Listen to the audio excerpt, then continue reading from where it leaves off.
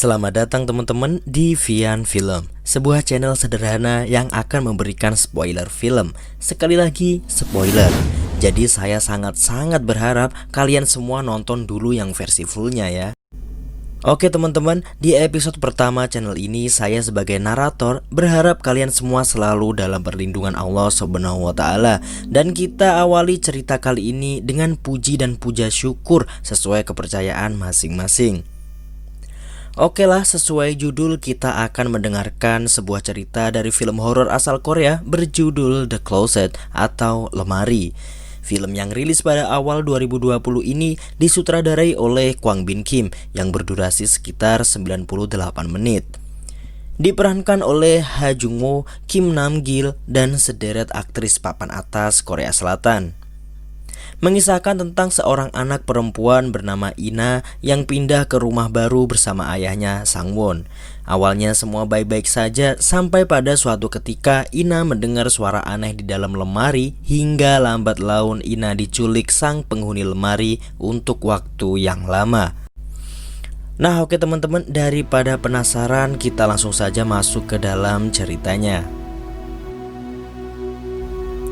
Cerita diawali dengan sebuah video amatir yang memperlihatkan seorang cenayang yang sedang menjalankan pekerjaannya. Dalam hal ini, mengusir makhluk gaib yang mengganggu kehidupan manusia. Si cenayang mengeluarkan sebuah pisau yang kemudian menuntunnya ke sebuah lemari yang terbuka dengan sendirinya. Yang ngerinya, si cenayang seperti dikendalikan oleh sesuatu hingga dia menyayat lehernya sendiri. Film The Closet dimulai. Memperlihatkan sebuah mobil yang melaju di sebuah jalanan sepi jauh dari perkotaan. Terlihatlah Sang Won bersama anaknya yaitu Ina sedang menuju ke rumah baru mereka sepeninggal istri Sang Won. Di sini Ina tak memperlihatkan wajah bahagia sama sekali karena diketahui sepeninggal ibunya Ina lebih sering murung dan mengurung diri. Dia terlihat seperti membenci semua yang ada di depannya. Tiba-tiba Sang Won menghentikan mobil karena ada seekor rusa mati yang dikerubungi burung gagak. Sang Won pun turun untuk melihatnya hingga tanpa disadari Ina keluar dari mobil dan masuk ke hutan. Sang Won yang terlambat menyadari itu segera masuk ke dalam hutan dan mencari Ina. Untungnya Ina ditemukan di sebuah tanah yang lumayan luas dengan penampakan sebuah rumah tua di depan mereka. Ternyata itu adalah rumah tujuan mereka. Sang Won bertanya pada Ina apakah dia suka. Namun seperti biasa Ina tak mengatakan apapun. Akhirnya mereka mulai memasuki rumah tua itu dan mulai merapikan barang-barang. Saat Sang Won sedang melihat pemandangan di balik jendela, dengan sangat mengagetkan sebuah gagak yang menabrak kaca jendela hingga kaca mengalami keretakan. Sang Won yang mengidap penyakit panik berlebihan pun langsung terkapar dan membawanya pada trauma masa lalu saat terjadinya kecelakaan yang menewaskan istrinya. Namun semua teratasi dengan obat yang selama ini menjadi penolong Sang Won. Sang Won diketahui adalah orang yang gila kerja, di mana dia akan rela melakukan apa saja untuk kelancaran pekerjaannya yang sebagai seorang arsitek. Dan yang jadi penghalang saat ini adalah Ina, yang secara Sang Won lah satu-satunya yang harus menjaganya, hingga dia berencana untuk menaruh Ina ke sebuah camp anak-anak. Ina yang mendengar percakapan ayahnya dengan seseorang mengetahui bahwa ayahnya sedang merencanakan itu. Namun sayang, Ina menganggap bahwasanya si ayah tak menginginkannya lagi. Dia pun masuk ke kamar. Ina terlihat sedang menonton video kenangannya bersama sang ibu. Ina sempat menetaskan air mata hingga dia mendengar sebuah suara ketukan berasal dari sebuah lemari di depannya. Ina yang penasaran segera menuju lemari dan menempelkan kepalanya ke lemari untuk memastikan apa yang didengarnya tadi. Setelah itu Ina memberanikan diri untuk membuka lemari dan ternyata kosong seperti lemari pada umumnya. Ina terus penasaran dan mencari di sela-sela baju.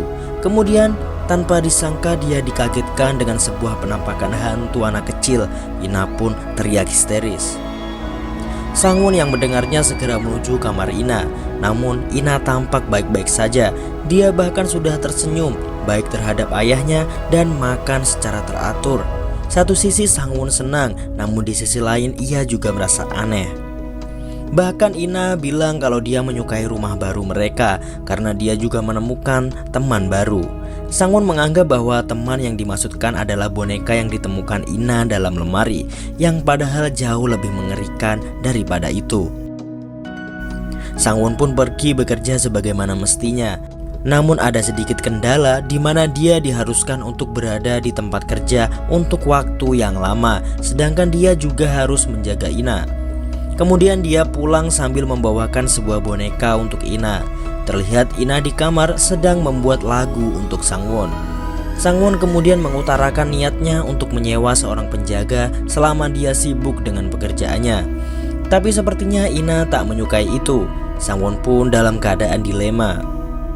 Waktu Sangwon sedang menyiapkan rancangan bangunan, dia mendengar suara biola yang membisingkan telinga. Dia pun segera menuju kamar Ina. Namun agak sedikit membingungkan di mana ternyata Ina sedang tertidur pulas dan biola juga ada di tempatnya. Saat Sangwon akan pergi, lemari tiba-tiba terbuka. Dia pun kembali untuk menutup lemari itu. Namun lagi-lagi lemari kembali terbuka. Kemudian Sangwon menghampiri lemari dan secara mengagetkan dia melihat seorang wanita yang tak lain adalah Cenayang di video yang telah kita lihat tadi. Tiba-tiba menyayat lehernya sendiri.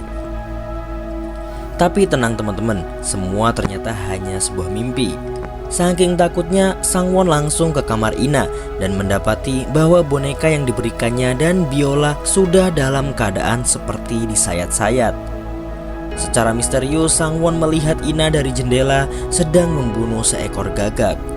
Dia pun semakin mantap untuk segera mengirim Ina ke camp agar Ina cepat sembuh. Setelah kejadian itu, Ina semakin aneh. Dia berkata kasar pada ayahnya dan seperti bukan Ina. Datanglah si penjaga yang akan dipekerjakan Sangwon untuk sementara waktu. Sangwon pun pergi ke tempat kerjanya. Pada saat di tengah kegiatan, dia ditelepon oleh pihak perusahaan penyedia jasa bahwa si penjaga memutuskan berhenti di hari pertamanya bekerja karena mendapati hal aneh seperti Ina yang teriak tak karuan dan membanting barang-barang hingga seekor ikan yang dia masukkan ke dalam gelas susu. Hal yang saya takutkan akhirnya terjadi pada malam hari setelah kejadian itu teman-teman, di mana Ina semakin jauh dari kesadaran penuhnya dan meminta pada makhluk tak kasat mata di dalam lemari untuk mengajaknya dan membawanya bersama mereka. Ina pun akhirnya menghilang di dalam lemari.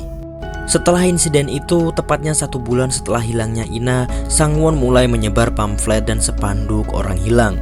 Dan tentu saja pihak kepolisian sangat kesulitan untuk mencari Ina akibat tak ada jejak-jejak bukti sedikit pun.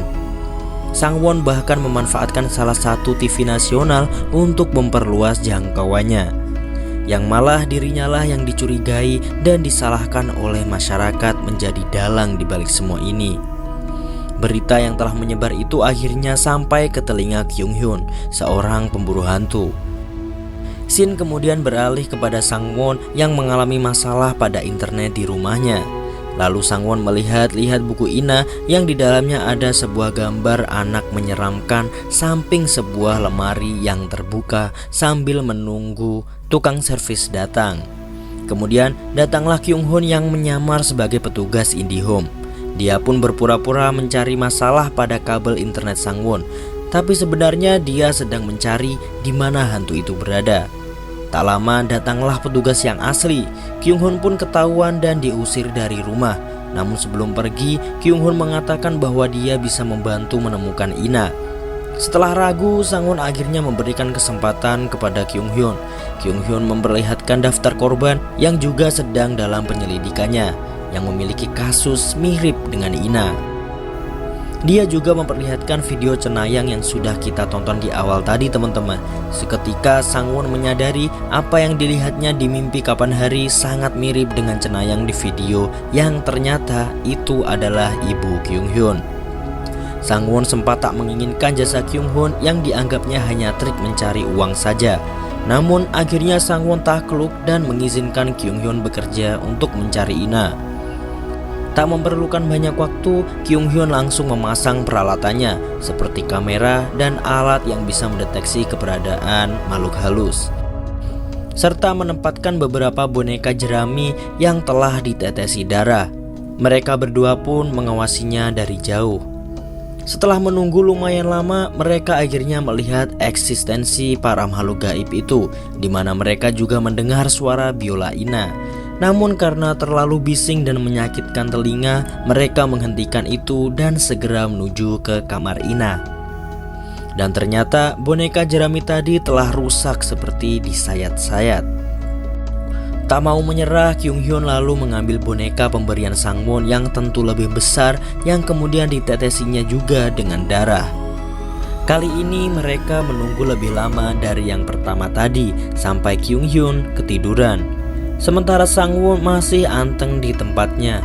Dia pun mendapati kamera yang berkedip aneh. Karena Kyung Hyun terlalu terlelap, Sangwon akhirnya memberanikan diri untuk membetulkan kamera yang ternyata kabelnya terlepas.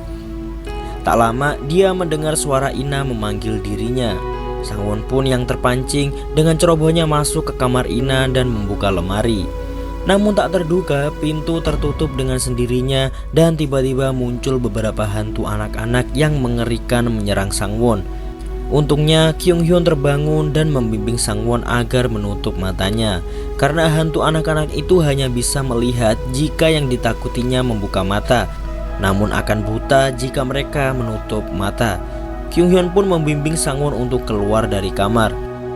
Namun masih setengah perjalanan, kamera mati dan muncul satu hantu anak perempuan bernama Myongjin, yang tak lain adalah anak pertama yang hilang di lemari pada tahun 1998. Dia menampakkan dirinya tepat di hadapan Kyung Hyun, yang akhirnya malah menyerang Kyung Hyun secara brutal. Sangwon yang akhirnya bisa keluar pun segera membawa Kyung Hyun ke rumah sakit. Di detik sebelum Kyung Hyun kehilangan kesadaran, dia mengatakan Myongjin pada Sangwon. Sepulang dari rumah sakit, Sangwon langsung mencari informasi tentang siapa Myongjin sebenarnya. Sementara Kyung Hyun diperlihatkan penampakan ibunya hingga dia kejang dan tersadar. Hasil pencarian Sangwon membawanya ke sebuah rumah seram di tengah hutan, dan itu adalah rumahnya ayah Myongjin. Kehadiran Sangwon sempat ditolak bahkan diusir oleh sang ayah. Namun semua semakin buruk ketika Sangwon memperlihatkan sebuah boneka yang ditemukan Ina yang ternyata milik Myongjin. Seketika boneka itu dibakar oleh ayah Myongjin. Namun akibat itu ayah Myongjin disiksa habis-habisan oleh hantu Myongjin sendiri dengan melilitkan tali ke leher dan menggantungnya. Sangwon yang mendengar suara ribut-ribut dari dalam segera masuk. Namun keadaan telah berbeda. Ayah Myongjin kini bukanlah dirinya lagi. Dia mencekik Sangwon sampai Sangwon berhasil masuk ke dalam luka masa lalu si ayah, yang malah memperjelas masalah sebenarnya, teman-teman. Ternyata Myongjin adalah korban dari ayahnya sendiri yang dipenuhi ego, sehingga hantu Myongjin selalu mencari anak-anak yang mengalami kejadian sama dengannya, seperti Ina yang sedih karena menganggap ayahnya sendiri akan membuangnya. Setelah itu akhirnya datanglah Kyung Hyun yang sudah siuman menolong Sangwon. Kini masalah semakin jelas bahwa makhluk gaib hanya bisa mengambil dari dunia manusia jika memiliki frekuensi atau kenangan masa lalu yang sama. Sangwon pun dengan gegabah meminta Kyung Hyun untuk membantunya agar bisa masuk ke dunia mereka dan mencari Ina. Kyung Hyun sebenarnya sangat keberatan karena ini terkait keselamatan Sangwon juga.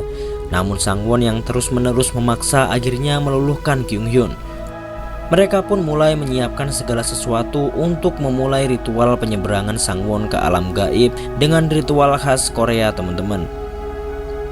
Ada pantangan di sini, yaitu jangan sampai api yang telah ditetesi darah dari Sangwon mati, atau Sangwon tak akan pernah bisa kembali.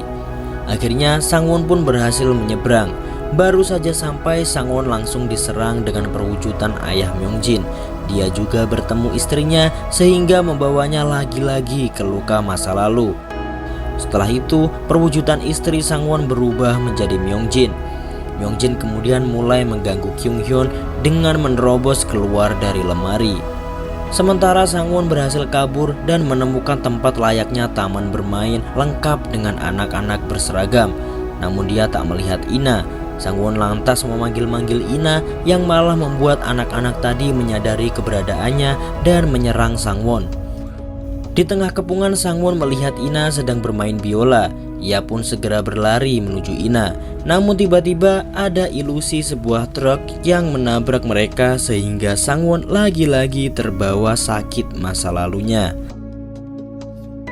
Tak lama datanglah Myongjin yang berkata akan mengajak Ina karena Sangwon telah membuangnya.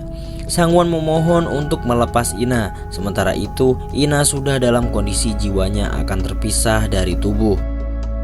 Kemudian Myongjin menyuruh Ina untuk membunuh ayahnya sendiri. Tentu Kyunghyun yang akhirnya berhasil keluar dari perlawanan para makhluk itu tak tinggal diam.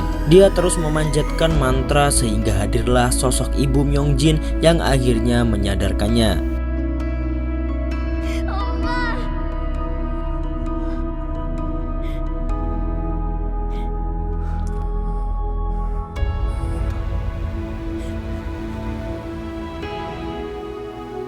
Waktu semakin menipis, sementara Sangwon belum kembali dan malah pingsan akibat penyakitnya. Karena usaha keras dari Kyunghyun yang membantunya dari luar lah, akhirnya Sangwon berhasil keluar bersama Ina di pelukannya. Myongjin pun akhirnya bisa beristirahat tenang bersama ibunya. Semenjak itu Ina semakin menyayangi ayahnya dan film pun berakhir. Baiklah, mungkin sekian dulu dari saya. Jika ada yang salah atau kalian mau request, silahkan isi di kolom komentar teman-teman. Sekali lagi terima kasih dan sampai jumpa di cerita singkat film selanjutnya. Sayonara.